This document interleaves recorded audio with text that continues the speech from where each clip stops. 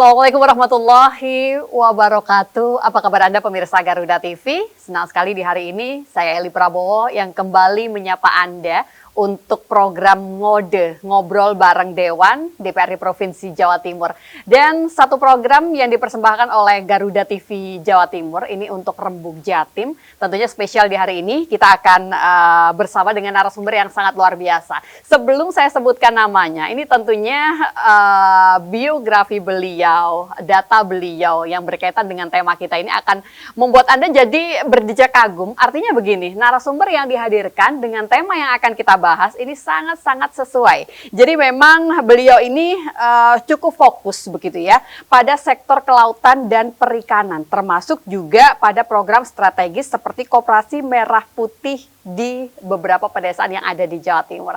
Beliau yang merupakan anggota Komisi B DPRD Provinsi Jawa Timur. Ada Bapak Dr. Andes M.H. Raufik. Assalamualaikum Pak Raufik. Tema kita di hari ini lebih pada percepatan pembangunan Kampung Nelayan Merah Putih Bapak. Jadi memang spesial banget di hari ini. Banyak dari pemirsa Garuda TV yang mungkin masih belum paham begitu ya. Apa itu Kampung Nelayan Merah Putih dan termasuk sejak kapan sebenarnya program ini diluncurkan dan juga dimulai di Jawa Timur, Pak Raufik? Ya, pembangunan Kampung Nelayan Merah Putih ini termasuk program strategis nasionalnya Pak Prabowo. Siap. Bersamaan dengan makan bergizi gratis. Baik. Bersamaan dengan Koperasi Desa dan Kelurahan Merah Putih. Tadi ya. Terus satu sini ada Kampung Nelayan Merah Putih. Kenapa ini di belakang ada merah putih ya? Saya kira ini sebagai legasinya Pak Prabowo lah untuk menunjukkan sikap dan kekuatan patriotismenya dan nasionalismenya. Nah, program ini ya sebetulnya program Kampung Nelayan Merah Putih ini inisiatornya dari Menteri KKP, jadi Menteri Kelautan dan Perikanan. Yang kemudian dimulai ditetapkan pada tahun 2025, yaitu melalui keputusan Menteri KKP nomor 54 tahun 2025. Sudah ada beberapa, semuanya sudah berproses. Kemudian memasuki 2026, ini kemudian berproses lagi. Jadi yang pertama ada sekitar 65 kampung nelayan yang sudah dimulai pengerjaannya dan penataannya, kemudian disusul dengan ada 35 lagi yang menyusul. Dan ini terus. Ini karena proyek strategis nasional, maka ini sifatnya given, pemberian dari APBN yang diberikan kepada daerah kabupaten kota yang memiliki kawasan pesisir.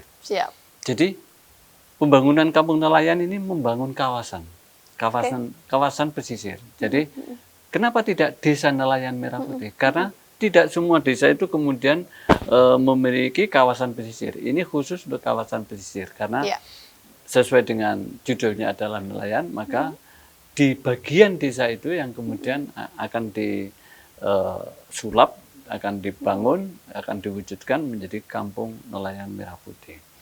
Nah, karena ini pembangunan kawasan yang ujungnya adalah untuk kesejahteraan masyarakat nelayan terutama yang ada di situ. Karena ini membangun kawasan, tidak hanya membangun ekonominya nelayan saja, tetapi ini membangun kawasan, maka menjadi bagian dari itu yang akan dibangun ya infrastruktur. Kemudian semua ekosistem yang dibutuhkan oleh kampung nelayan itu.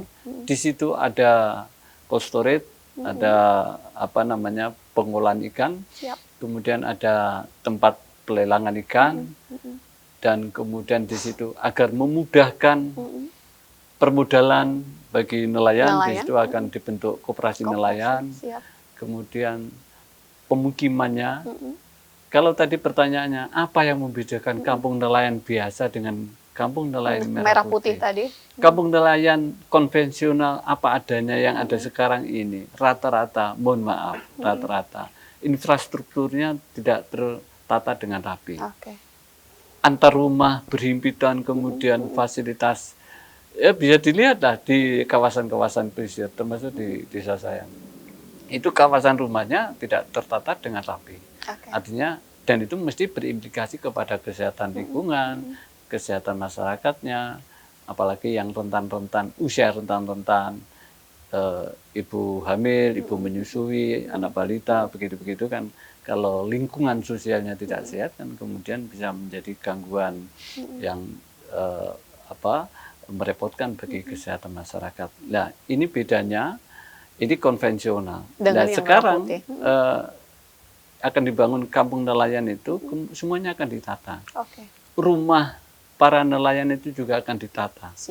Ditata itu mungkin tidak perlu dibangun baru, tetapi mungkin cukup dirapikan, kemudian diberi akses yang lebih luas, lebih leluasa, dan di situ kehidupannya dari hulu sampai hilir di kampung nelayan itu akan tercukupi, dan ujung-ujungnya adalah untuk kesejahteraan masyarakat pesisir. Karena konsepnya adalah menata sebuah kawasan tadi ya Pak ya. Oke, baik. Pak Rafiq, kalau Bapak tadi menyebutkan ini memang sudah akan terus dilakukan begitu kan, proyek nasional begitu.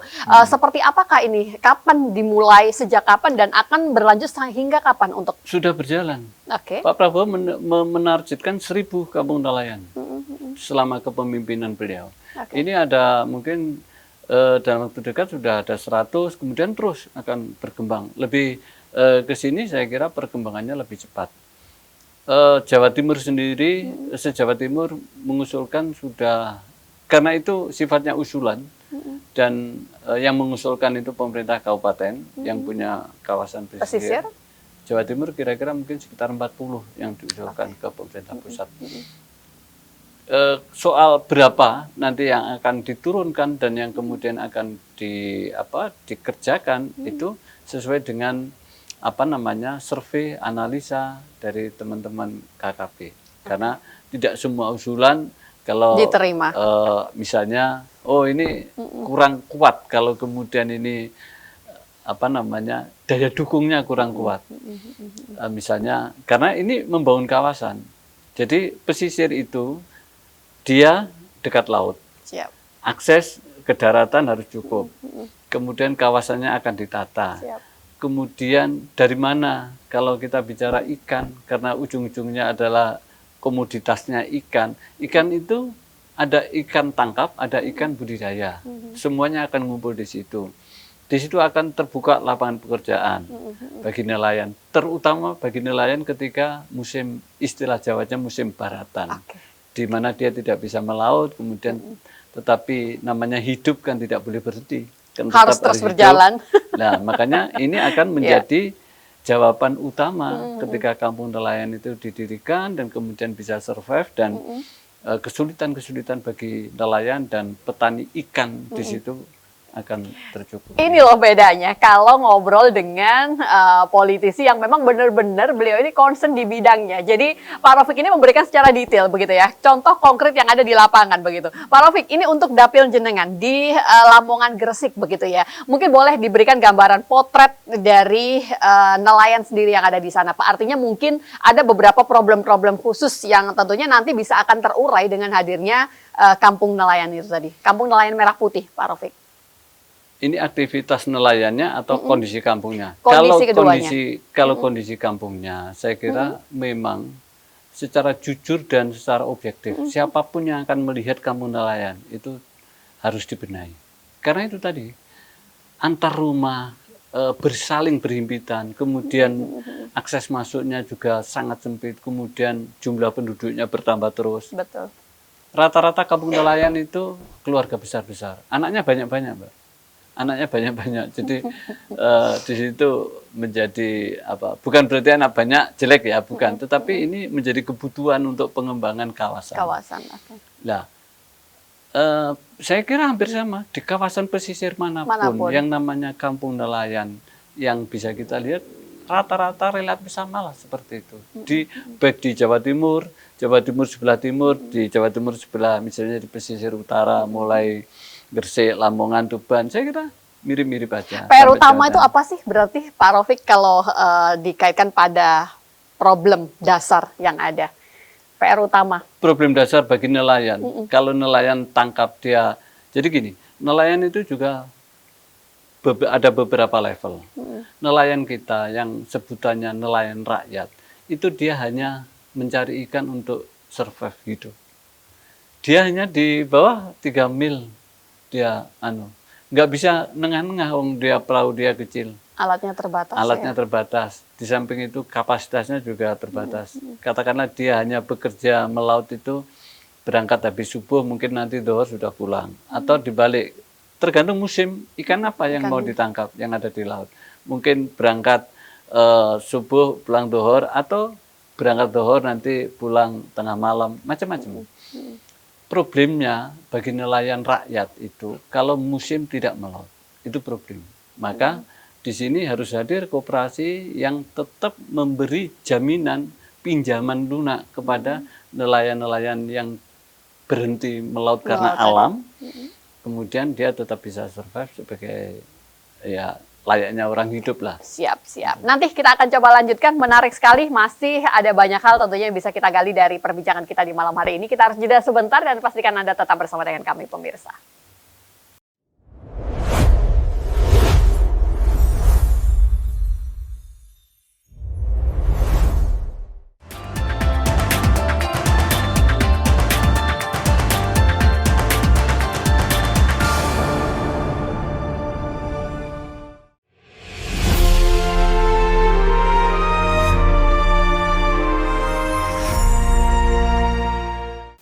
Ya, terima kasih Anda yang masih bersama dengan kami, pemirsa Garuda TV, untuk ngode ngobrol bareng Dewan. Ini untuk program spesial kita, Rebuk Jawa Timur, yang dipersembahkan oleh DPRD Provinsi Jawa Timur. Dan tentunya untuk malam hari ini, kita masih bersama dengan narasumber yang sangat luar biasa. Ada Dr. Andes M.H. Raufik, yang tentunya beliau ini anggota Komisi B dari DPRD Provinsi Jawa Timur. Politisi Partai Gerindra ini memang cukup concern begitu ya, sangat fokus ketika berbincang mengenai kelautan, perikanan, koperasi, termasuk juga perbincangan kita di malam hari ini adalah koperasi nelayan yang ada di dalam subbagian percepatan pembangunan kampung nelayan yang ada di Jawa Timur. Dan kita pengen tahu juga, kalau tadi desain besarnya itu sudah diberikan gambaran Pak Raufik. Itu artinya sudah ada anggaran yang dipersiapkan. Berapa sebenarnya anggaran yang siap untuk bisa dikucurkan Bapak dalam program ini, Pak Raufik?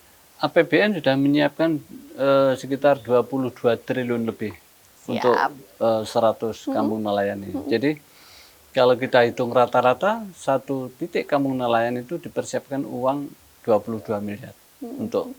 Karena ini yang dibangun kawasan, jadi memang besar. Nah, ini dana yang full dari APBD ya, dari APBN maksudnya. Tidak ada APBD yang di-share di pembiayaan itu tidak ada. Jadi semua dari APBN. Makanya ini karena program strategis nasional. Nah, saya kira uang segitu, uang 22 miliar, kalau kemudian perencanaannya bagus, matang, dan kemudian cara menghitungnya juga detail begitu, saya kira cukup. Karena ini membangun kawasan yang kawasan itu kemudian ada penataannya, ada sisi pusat ekonominya, di situ ada TPI, ada cold storage, kemudian ada tambatan perahunya, ada tempat pelelangan ikannya, ada kemudian tidak jauh dari situ juga kawasannya pemukiman nelayan akan ditata. Di situ juga ada koperasinya. Kemudian kalau bisa dengan hitungan tertentu, kalau dimungkinkan di situ juga akan didirikan sekolah-sekolah khusus untuk nelayan misalnya, yang sekolah-sekolah khusus. Kemudian ada balai latihan kerja. Ini penting, balai latihan kerja ini biar apa? Soal-soal teknis yang terkait dengan kehidupan nelayan, kalau butuh edukasi, butuh pencerahan, narasumbernya aja yang datang di situ. Tempatnya ada, kemudian nelayan-nelayan tinggal menyusahkan waktunya, kumpul, kemudian kita pengetahuannya di-upgrade berarti ya Pak ya? Betul. Oke. Pak Rafiq, Bapak sebagai wakil rakyat yang cukup paham mengenai kondisi yang ada di lapangan, artinya di kampung nelayan tersebut, termasuk juga kebutuhan yang ada, dengan nominal yang sudah Bapak sebutkan tadi, apakah menurut Bapak itu nantinya akan mencukupi Pak untuk bisa melakukan pembangunan, baik itu infrastruktur yang ada, terus juga berkaitan dengan fasilitas kesehatan, layanan pendidikan mungkin dalam tanda kutip yang ada di sana, ini sudah mencakupkah untuk harapan-harapan besar itu nanti, Pak Rafiq? Cukup untuk membangun kawasannya. Tetapi untuk menghidupkan kawasan itu saya kira itu soal lain. Beda lagi ya. Ini soal lain. Kalau kemudian permodalannya, kemudian akses, kemudian alat transportasi yang harus disiapkan oleh pemerintah untuk mempermudah dia mengakses dari dari tempat pelelangan ikan, kemudian ke cold storage, kemudian di kawasan itu. Kan itu juga melihat hasil analisa dan hasil surveinya. Karena memang contoh misalnya di desa saya itu kalau dibuat kampung nelayan sangat memungkinkan karena ada Bengawan Solo, di situ ada tambatan sudah menjadi pusat pemberhentian dan keberangkatan para nelayan perahu, tempat tambatan perahu. Kemudian ada TPI-nya di situ. Kemudian tidak jauh di situ ada perkampungannya, tinggal melakukan penataan. Mungkin mana yang perlu diperbesar. Oh, TPI-nya kurang layak, kita tambah. Kemudian, oh, cold storage-nya di mana? Kita bikin. Cold storage itu dengan skala berapa? Skala kecil, menengah atau besar? Sesuai dengan kapasitas ikan yang ada di situ. Jadi kan tidak bisa dipaksakan. Tempat pelelangan ikan atau tempat pusat penjualan ikan di satu tempat itu sudah ada standarisasinya. Jadi di situ sudah bisa dihitung. Yang akan berhenti di tempat pemberhentian ikan ini, pelabuhan ikan ini, pelabuhan nelayan ini adalah di samping para nelayan yang tadi saya ceritakan juga dari pembudidaya, petani ikan. Tambak-tambak itu tempatnya di situ.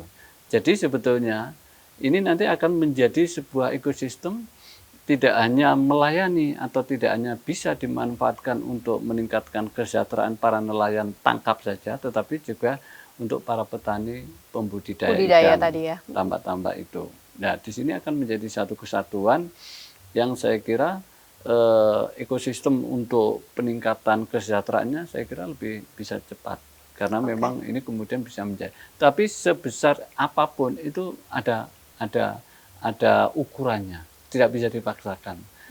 Kalau di situ paling akan berkisar mungkin sekitar 100 ton ikan, ya sudah kapasitasnya sudah di situ.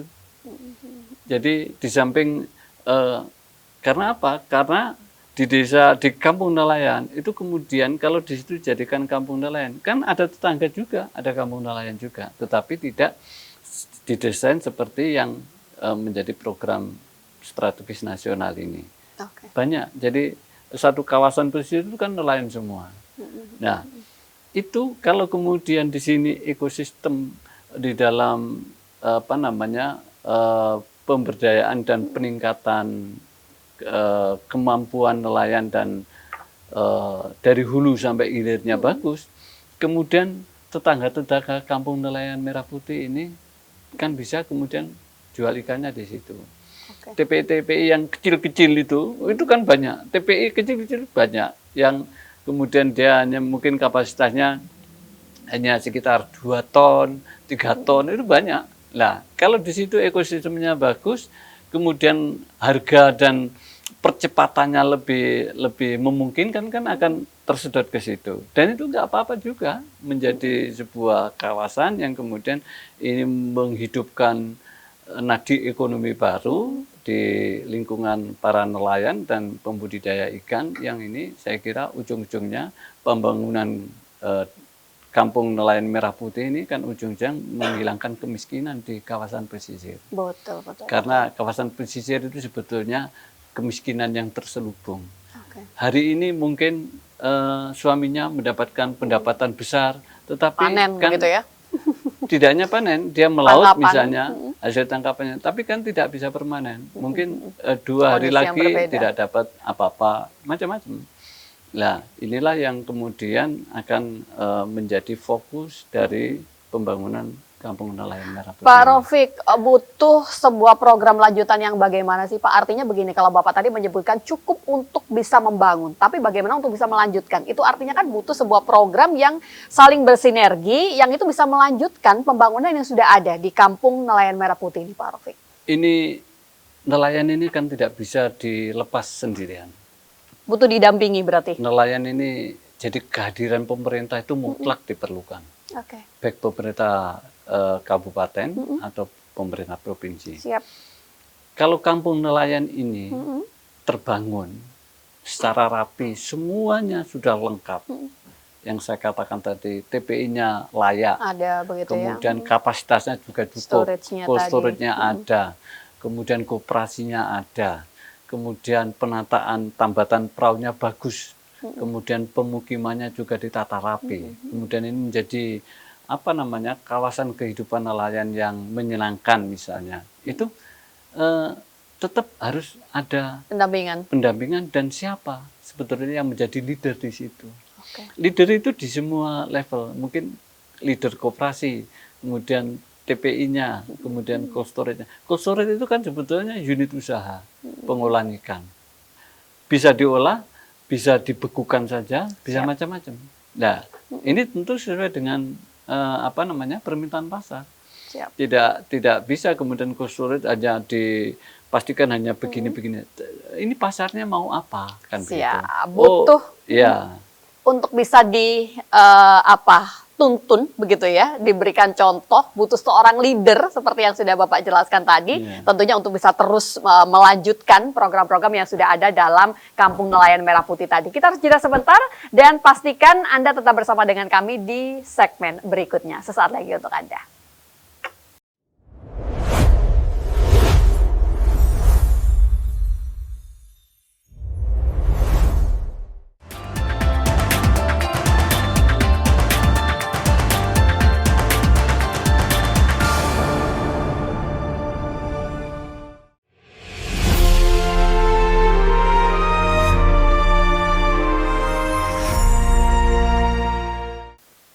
Ya baik, politisi Partai Gerindra yang tengah bersama dengan kita di Rembuk, Jawa Timur untuk malam hari ini, Pak Rofik sudah memberikan banyak sekali informasi kepada kita, karena memang kalau sudah berbincang tentang kehidupan nelayan, terus juga kondisi perikanan kelautan yang ada di Jawa Timur, wah nggak bakal ada habisnya begitu ya. Akan banyak informasi-informasi baru, termasuk juga kondisi yang real yang ada di lapangan itu seperti apa. Dan kita juga ingin tahu Pak Rofik, aspek apa saja ini yang tentunya harus diciptakan Bapak dalam ekosistem Kampung Nelayan Merah Putih ini, Pak Rofik. Ya, menjadi bagian penting dan tidak boleh dipisahkan dari ekosistem berjalannya Kampung Nelayan Merah Putih nanti itu. Yang pertama ya pembangunannya harus terpadu. Pembangunan terpadu itu pembangunan infrastruktur. Infrastruktur itu bisa berupa jalan, kemudian bisa di unit ekonominya TPI-nya. Jadi TPI sama cold storage tidak boleh jauh. Jadi biar untuk memangkas waktu, biar ada percepatan. Kemudian rumah nelayan juga tidak boleh terlalu jauh. Jadi makanya ada pengembangan. Ada penataan, ada yang mungkin dibangun baru, sama sekali baru sebagai pengembangan, tetapi ada yang penataan. Itu juga tidak boleh terlalu jauh. Di situ ada koperasi. Itu juga harus di situ juga. Artinya apa? Dari hulu sampai hilir, apa saja yang terkait dengan kehidupan nelayan, terkait dengan ikan sebagai komoditas yang kemudian menjadi tool untuk peningkatan kesejahteraan ini ya harus selesai di situ. Nah, jadi itu yang menjadi keterpaduan di dalam konfigurasi pembangunannya. Kemudian juga ada penguatan kelembagaan. Bagaimana itu Bapak? Penguatan kelembagaan, nelayan ini kan tidak 1-2 orang, jumlahnya bisa ratusan. ini harus apa namanya, persepsi dan visinya harus disamakan. Bahwa Kampung Nelayan Merah Putih ini adalah akan menghidupi kita, tetapi juga ini akan kita hidupkan. Nelayan itu akan menghidupi Kampung Nelayan, tetapi juga akan dihidupi dari Kampung Nelayan ini. Maka cara berpikir, visi, misinya para nelayan ini harus relatif, harus ditata. Tidak boleh terlalu ego masing-masing, tetapi bisa dibikinkan, bisa dibuatkan satu apa sih kita ini mau nelayan ini berhimpun atau berasosiasi, berkumpul, kita maunya apa? Mau kita kan untuk hidup sejahtera, maka ya kekuatan kelembagaan itu antara lain dari sisi nelayannya. Kemudian lembaga koperasi, ini juga harus diperkuat. Koperasinya tidak boleh hari ini hidup besok mati, tidak boleh. Hari ini tertib besok tidak tertib. Jadi koperasi pun harus ada harus didesain dengan manajerial yang kekinian. Manajemen kini itu kan dikuatkan dengan IT, dengan percepatan, semuanya serba cepat. Nah, artinya ya koperasi ini harus mengikuti perkembangan teknologi informasinya. Jadi tidak boleh kemudian menjadi eksklusif, tidak bisa sendiri, tidak bisa mengikuti perkembangan zaman. Ya, ini menjadi bagian dari yang terpenting juga pemberdayaan sumber daya manusia. Semuanya akan, siapa yang punya kapasitas, punya kompetensi, dia akan mengambil peran. Kita beri peran di situ. Ini pemberdayaan SDM-nya. Ya, ujung-ujungnya adalah ekonomi biru seperti yang digembur-gemburkan oleh yang menjadi slogan dari KKP kan, ekonomi biru, ekonomi biru. Ekonomi biru itu apa sih ujungnya? Mengkikis atau menghapus kemiskinan di kawasan pesisir, di lingkungan nelayan. Itu ekonomi biru. Jadi sebetulnya di samping kawasannya juga kita tata, kemudian menjadi indah, menjadi nyaman, kemudian ekosistemnya dibangun, etos kerjanya kemudian terus di brief oleh siapa yang kepentingan di situ, mungkin pemerintah kabupaten, pemerintah provinsi, kita punya kepentingan, ya kita dari segi mentalitasnya bahwa ini ada budaya baru yang harus kita ciptakan, karena tidak bisa seperti kemarin-kemarin. Nah, ini harus ada budaya baru yang sengaja diciptakan untuk agar dari hulu sampai hilir di Kampung Nelayan Merah Putih ini tetap berjalan. Ujung-ujungnya adalah untuk kesejahteraan para nelayan. Bapak, menurut perhitungan Pak Raufik, butuh waktu berapa lama untuk bisa mewujudkan itu tadi? Tidak hanya membangun kawasannya, tapi sampai SDM-nya ini juga benar-benar terbangun secara ekosistem juga, Pak Raufik. Kalau semua ada kesadaran baru ya, bahwa untuk ini yang akan ya? Kita tuju. Kita menuju ke situ harus bagaimana? Saya kira tidak terlalu lama. 1 tahun itu ekosistem bisa terbangun. Teman-teman nelayan itu cepat sebetulnya. Adaptasinya ya Pak ya? Beradaptasi, kemudian bergeraknya cepat. Tetapi itu tadi, kita harus, karena ini ada situasi baru, ada budaya baru yang harus kita biasakan, kemudian tidak boleh kemudian asal pokoknya itu nggak boleh, ya semuanya akan kita tata. Contoh misalnya, kalau harga ikan di situ kemudian sudah sesuai dengan standar, standar itu setelah dibandingkan dengan kawasan lain itu cukup, ya sudah selesai di situ aja. Kemudian ikan ini mau diapakan? Mau dibawa kemana? Mau diolah sendiri, kalau diolah sendiri siapa yang mengolah? Kemudian keuntungannya seperti apa dan lain sebagainya. Itu soal teknis ekonomi ya, yang kemudian juga menjadi bagian penting dari ini.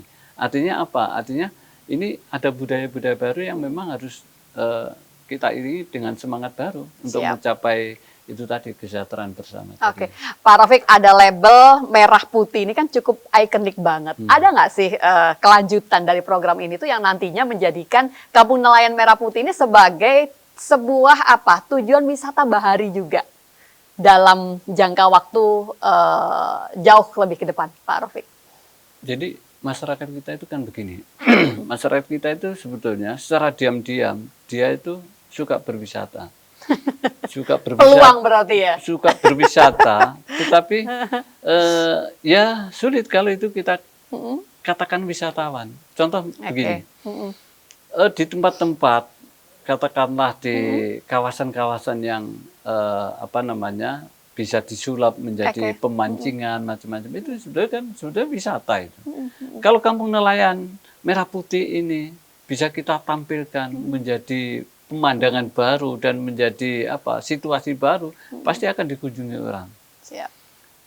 Hari ini rata-rata tempat pelelangan ikan itu kan ya seperti itulah. Tapi kalau ini kemudian ditata kebersihannya, ditata bersih, otomatis kita jaga kesehatannya. Kemudian orang datang itu tidak harus becek-becek, kemudian bisa leluasa, bisa memilih komoditas apa yang akan diinginkan. Saya kira akan menjadi menarik bagi orang yang kebetulan lewat situ, atau memang sengaja akan ke situ. Artinya ini menjadi satu tujuan baru yang kemudian tidak hanya ditonton, tetapi di situ dia akan memenuhi kebutuhan-kebutuhannya. Program ini sebuah harapan baru untuk wajah baru di Kampung Nelayan Merah Putih yang ada di Jawa Timur. Pak Rafiq, karena ini adalah segmen yang terakhir begitu ya, ada mungkin beberapa poin penting yang bisa disampaikan atau sedikit mengulas kembali juga boleh. Monggo, ada beberapa poin-poin penting. Bagi apa namanya pecinta dan pemirsa TV Garuda, melalui momen ini kami pesankan moral kepada para teman-teman, sahabat-sahabat saya yang punya profesi nelayan. Anda akan menjadi bagian penting dari Kampung Nelayan Merah Putih ini. Maka bersiaplah dan kemudian etos kerja, adaptasi dengan hal-hal yang baru, kemudian visi kita ke depan untuk meningkatkan kesejahteraan bersama-sama harus menjadi tekad bersama kita. Silakan para nelayan untuk beradaptasi, kemudian memikirkan dan mendiskusikan soal Kampung Nelayan Merah Putih ini menjadi sebuah kawasan yang harus menarik, diminati orang banyak, dikunjungi orang banyak, kemudian menjadi pusat bukan hanya peradaban baru, tetapi pusat ekonomi baru yang kemudian ini menjadi apa namanya bagian penting untuk kesuksesan pemerintah Pak Prabowo hari ini. Terima kasih sekali Pak Rafiq dari Komisi B DPRD Provinsi Jawa Timur yang sudah bersamai kita di Ngode Ngobrol Bareng Dewan spesial edisi di hari ini. Terima kasih sudah mau bersamai kami dan semoga apa yang kita perbincangkan yang sudah disampaikan oleh narasumber kita di malam hari ini bisa memberikan manfaat untuk kita bersama. Dan insya Allah kita akan berjumpa kembali di lain kesempatan. Saya Eli Prabowo pamit, sampai jumpa. Wassalamualaikum warahmatullahi wabarakatuh. Terima kasih.